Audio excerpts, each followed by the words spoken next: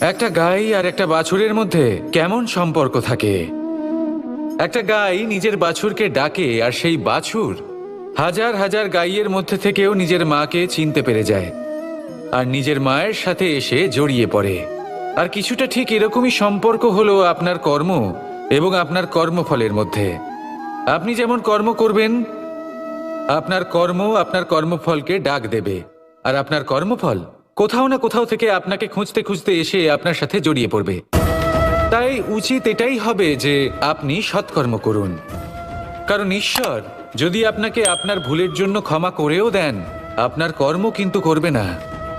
তাই যদি আপনি দুষ্কর্ম করতে চলেছেন, তাহলে আপনি প্রস্তুত থাকুন, আর যদি আপনি শুভ কর্ম করতে চলেছেন, তাহলেও আপনি প্রস্তুত থাকুন। আপনার কর্ম যেমন হবে তেমন ফল আপনার কাছে নিজে থেকেই চলে আসবে। আজ না হোক কাল, কাল না হোক অন্য কোনো সময়, অবশ্যই আসবে। আসুন আমার সাথে ভালোবেসে বলুন, রাধা রাধা। আম এবং নিম, এই দুই যে যার স্থানে অত্যন্ত বিশেষ, অত্যন্ত শ্রেষ্ঠ। আম আমাদের শক্তি বাড়ায়, আর অন্যদিকে নিম রোগের সাথে লড়াই করার আমাদের ক্ষমতা বাড়ায়। এবার আম অত্যন্ত মিষ্টি হয় আর নিম অত্যন্ত তিক্ত। তাই এই কারণে কি নিমের নিরাশ হওয়া উচিত বা নিজেকে ঘৃণা করা উচিত? তার স্বাদ তিক্ত? কখনোই নয়। দেখুন, নিম তিক্ত, এতে নিমের কোনো দোষ নেই। দোষ হলো জিহ্বার, যে মিষ্টি পছন্দ করে, তিক্ত পছন্দ করে না। কিন্তু যদি আপনি নিজের জীবনে নিমের প্রয়োগ না করেন, তাহলে আপনার রোগ প্রতিরোধ ক্ষমতা বাড়বেই না। তাই নিম হলো অত্যন্ত গুরুত্বপূর্ণ। এর থেকে আপনি কি শিক্ষা পেলেন? এটাই যে জীবনে কখনো অন্য কারোর মাপকাঠি দ্বারা নিজেকে পরখ করবেন না। আপনার যোগ্যতা, আপনার বিশেষত্ব, আপনার গুণ অপগুণ, এই সব কিছু আপনি নিজে বুঝে নিন, সেটাই যথেষ্ট।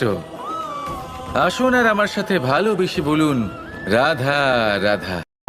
এই সংসারে সব থেকে বড় ব্যক্তি কে? আপনি বলবেন, এ কেমন ধরনের প্রশ্ন? কিন্তু এটা হলো সব থেকে উচিত প্রশ্ন। কেউ এর উত্তর দেবে যে সেই মহাপ্রতাপী রাজা, তিনি হলেন সব থেকে বড় ব্যক্তি, সেই বড় রাজনীতিবিদ, তিনিই সব থেকে বড় ব্যক্তি। আমি আপনাকে জানাই যে সংসারের সব থেকে বড় ব্যক্তি হলেন তিনি, যার সাথে দেখা করলে আপনি নিজেকে ছোট মনে করবেন না। কোন ব্যক্তি যিনি সব থেকে বেশি শক্তিশালী, আপনি যদি তার সামনে যান, তাহলে উনি আপনার অন্তরের শক্তিকে বাইরে বের করে আনবে, আপনার অন্তরের লুকিয়ে থাকা শক্তিকে জাগ্রত করতে প্রেরণা প্রদান করবে। তিনি হলেন বড় ব্যক্তি, তিনি হলেন মহান ব্যক্তি। তিনি নন যিনি নিজের বল এবং ঐশ্বর্য দ্বারা আপনাকে তার সামনে ছোট প্রমাণ করবেন। এবং সেই জন্য মহাদেব আমার আরাধ্য হলেন আমার খুব প্রিয়। কারণ রাজা হোক বা ফকির, কেউ যদি ওনার সামনে যান, তাহলে সে নিজেকে ছোট মনে করেন না। আপনিও যদি জীবনে অনেক বড় হতে চান, তাহলে কাউকে কখনো নিজেকে ছোট মনে করতে দেবেন না। তার অন্তরে বড় হয়ে ওঠার প্রেরণা প্রদান করুন। আসুন আমার সাথে ভালোবেসে বলুন, রাধা রাধা। আপনারা সবাই একটা গাছের পাতাকে দেখুন। যতক্ষণ পর্যন্ত গাছের সাথে, মানে গাছের ডালের সাথে জুড়ে থাকে, সে সবুজ থাকে, বাতাসের সাথে সে নড়তে থাকে।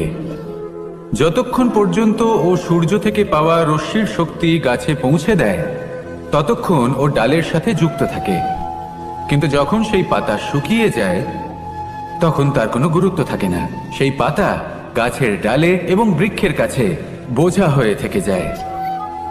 এবং এমন এক সময় আসে যখন সেই ডালটি শুকনো সেই পাতাকে পরিত্যাগ করে।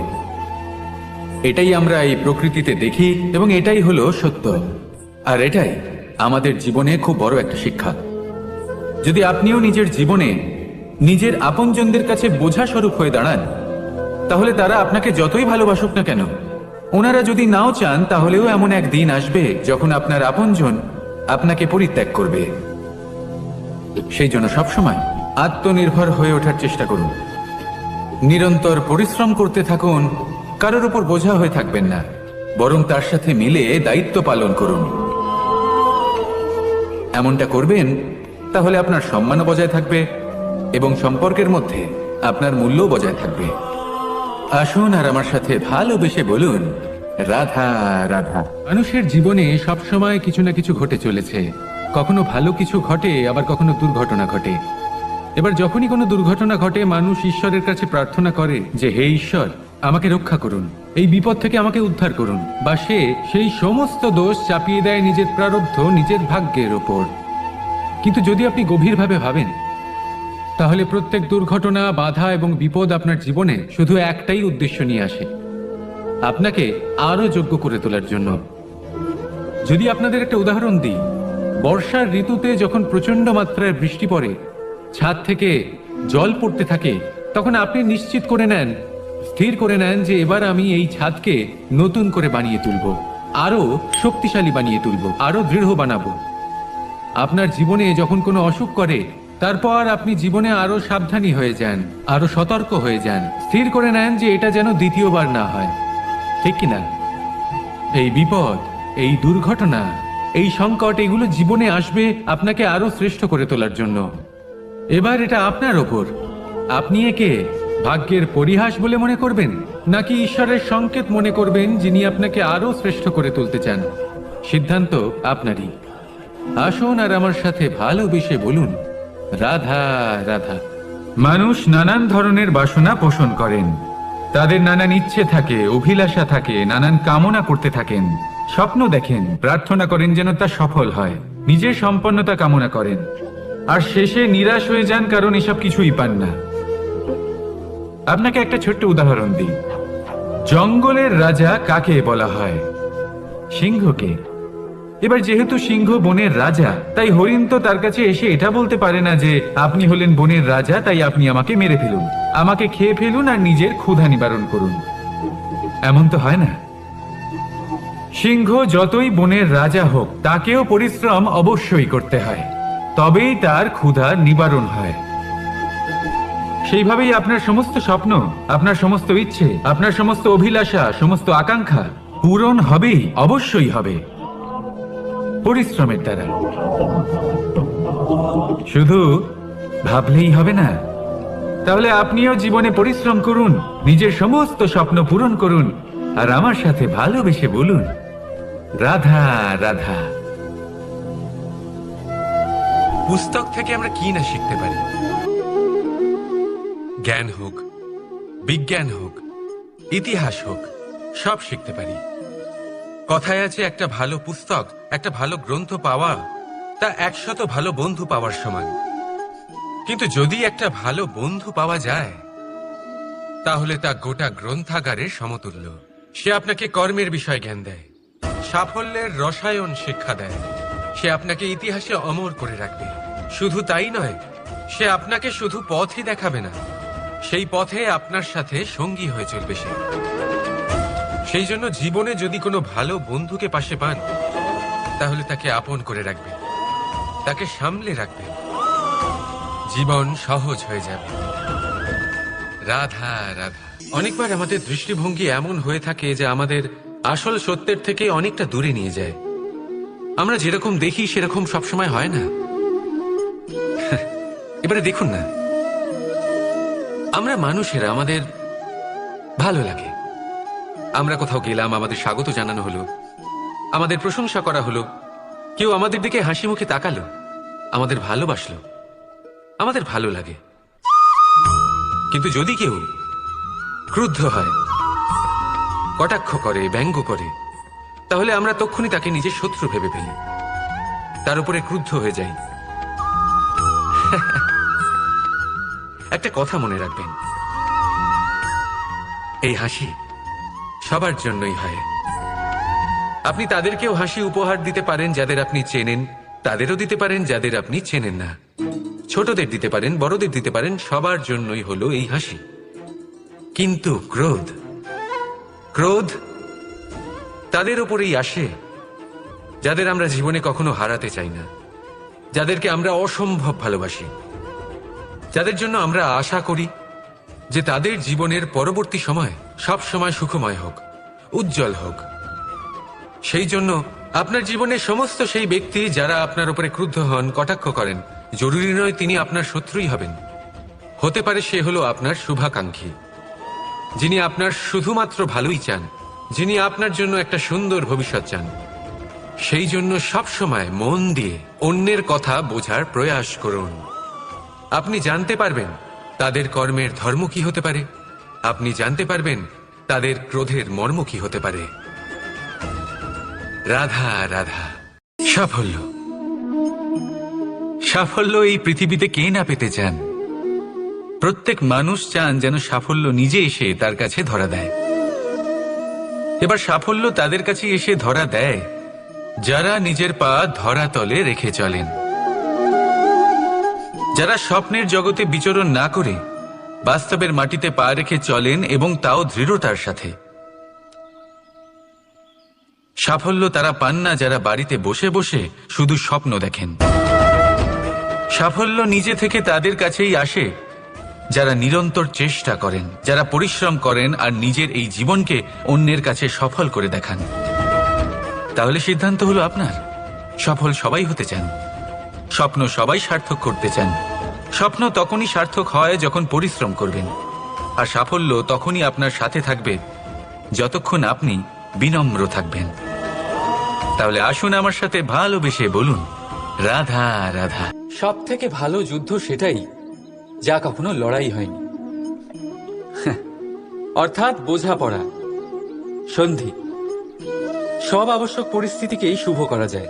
নিজের থেকে শক্তিশালীর সাথে যিনি সন্ধি করেন তিনি বিদ্বান, নিজের সমকক্ষের সাথে যিনি সন্ধি করেন তিনি গুণবান, আর নিজের থেকে দুর্বলের সাথে যিনি সন্ধি করেন তিনি দয়াবান। একটা যুদ্ধ আপনার একাধিক শত্রু তৈরি করতে পারে, কিন্তু একটা মীমাংসা আপনাকে একটা বন্ধু দিতে পারে। তাই হাতের মুঠো তখনই শক্ত করুন যখন যুদ্ধ এড়ানো অসম্ভব হয়ে পড়ে, নয়তো হাত বাড়িয়ে হাত মেলান, কারণ মিলনে যে সুখ, যাতনায় তা নেই। রাধা রাধা। আজ আমি আপনাদেরকে 3টি প্রশ্ন করব। তাহলে প্রথম প্রশ্ন, এমন কে আছে যার ওপর আপনি অনর্গল প্রহার করার পরেও সে হাসে আর আপনাদেরকে আনন্দ দেয়? আপনাদের উত্তর হবে ভূমি বা বৃক্ষ।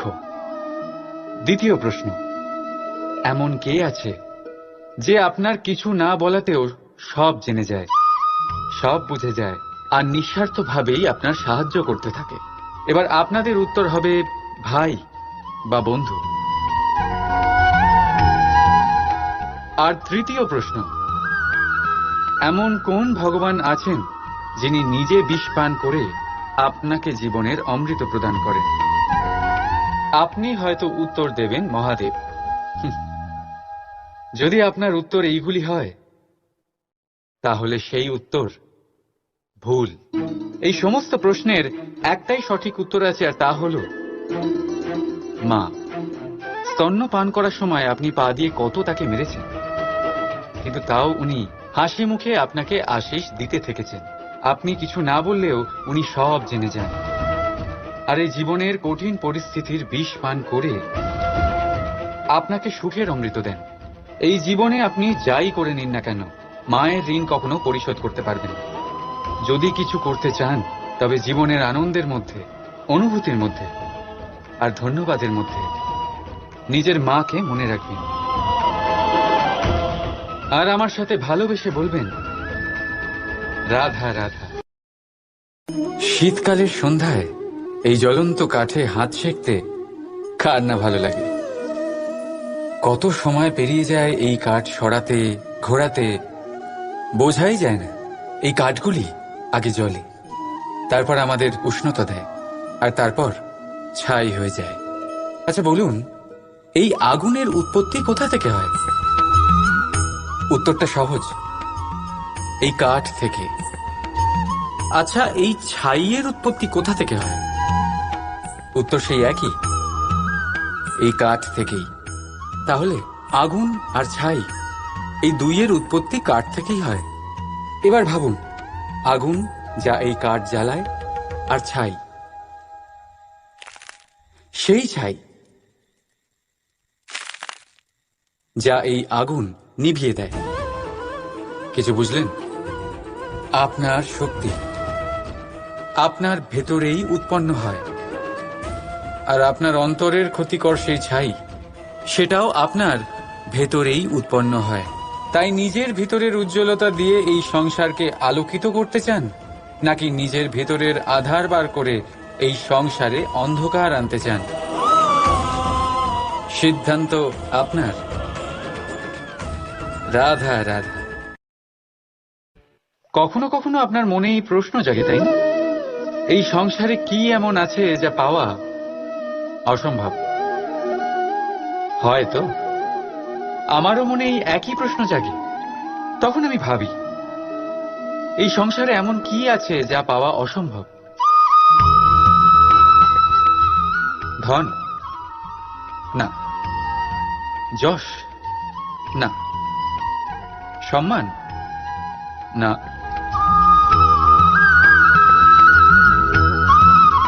প্রেম? না। তাহলে কি আছে এমন যা পাওয়া অসম্ভব? ভেবে দেখুন। উত্তর হলো স্বয়ং নিজের ভুল, স্বয়ং নিজের দোষ, যা কেউ কখনো পায় না। আর কেউ যদি তা পেয়েও যায়, সেই ব্যক্তি নিজের ভুল কখনোই স্বীকার করতে চায় না। কিন্তু যে ব্যক্তি নিজের ভুল স্বীকার করে, নিজের দোষ স্বীকার করে, সংসারে কোনো কিছুই পাওয়ার জন্য তার সামনে কোনো বাধাই থাকে না। তাই আত্মবিশ্বাস অবশ্যই রাখুন। চেষ্টা করুন যেন আপনার দ্বারা কোনো ভুল না হয়, কিন্তু আত্মমন্থন করুন। আর যদি আপনার কোনো ভুল হয়েও যায়, তাহলে তা স্বীকার করুন, তা শুধরে নেওয়ার চেষ্টা করুন। আপনার জীবন পরম আনন্দে ভরে যাবে। রাধা রাধা। সংসারে আপনি এমন অনেকজন পাবেন যারা আপনাকে বলবেন যে আপনার কি করা উচিত, কিন্তু তার থেকেও বেশি গুরুত্বপূর্ণ বিষয় হলো আপনার কি করা উচিত নয়। আজ আমি আপনাকে এমন 3টি বিষয় বলবো যা নিজের জীবনে আপনার করা উচিত নয়। প্রথম কথা, আনন্দে কখনো কথা দিতে নেই। আনন্দ আপনার যুক্তি হরণ করে, আর তারপর আনন্দে দেওয়া এই কথা পরবর্তীকালে গলার ফাঁস হয়ে যায়। দ্বিতীয় কথা, কখনো ক্রুদ্ধ হয়ে উত্তর দেবেন না। ক্রোধ আপনার বিবেককে লুপ্ত করে, ভবিষ্যৎ দৃষ্টিকে অন্ধ করে। কিছু মুহূর্তের জন্য জন্ম নেওয়া এই ক্রোধ আর ক্রোধজাত উত্তর ভবিষ্যতে সারা জীবন এক প্রশ্ন হয়ে দাঁড়ায়। আর তৃতীয়ত, কখনো দুঃখে সিদ্ধান্ত নেবেন না। দুঃখ আপনার ভাবনা চিন্তা করার ক্ষমতা সীমিত করে দেয়, আর দুঃখী মনে নেওয়া সিদ্ধান্ত সব সময় দুঃখই দেয়। সত্যি কথা বলতে কি, বচন, উত্তর আর সিদ্ধান্ত সব সময় জীবনে ভেবেচিন্তে নেওয়া আর দেওয়া উচিত। ভেবেচিন্তে যদি কাজ করেন, এই সংসারে কখনো কোনো সমস্যার সম্মুখীন হতে হবে না। রাধা রাধা। কখনো কখনো আপনার মনে এই প্রশ্ন নিশ্চয়ই আসে যে এই প্রেম কি, কিভাবে বোঝা যায় এই প্রেম? উত্তর বড়ই সহজ। যতক্ষণ না আপনি প্রেম করবেন, ততক্ষণ আপনি প্রেম বুঝতেই পারবেন না। যদি রত্ন হয়ে মুকুটে সজ্জিত থাকতে হয়, তাহলে হীরেকে কাটার কষ্ট অবশ্যই সহ্য করতে হবে। প্রেমের সঠিক অর্থ বুঝতে গেলে মোহকে ত্যাগ করে আত্মসমর্পণ করতেই হবে। যে প্রেম কাউকে পাওয়ার জন্য করা হয়, সেই প্রেম প্রেম নয়, তা মোহ। তাই আত্মসমর্পণ করুন নিজেকে, নিজের অহংকারকে, নিজের অস্তিত্বকে, মোহকে, আর দেখবেন আপনার প্রেম স্বয়ং আপনার সাথে থাকবে। রাধা রাধা।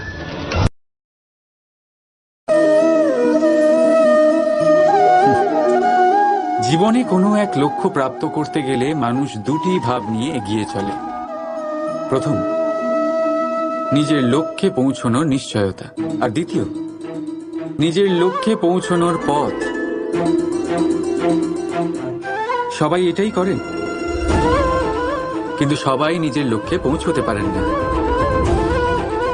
কেন? কারণ লক্ষ্যে যখন পৌঁছানো যায় না, মানুষকে কিছু বদলাতে হয়। কেউ নিজের নিশ্চয় লক্ষ্য বদলে ফেলেন, কেউ নিজের পথ।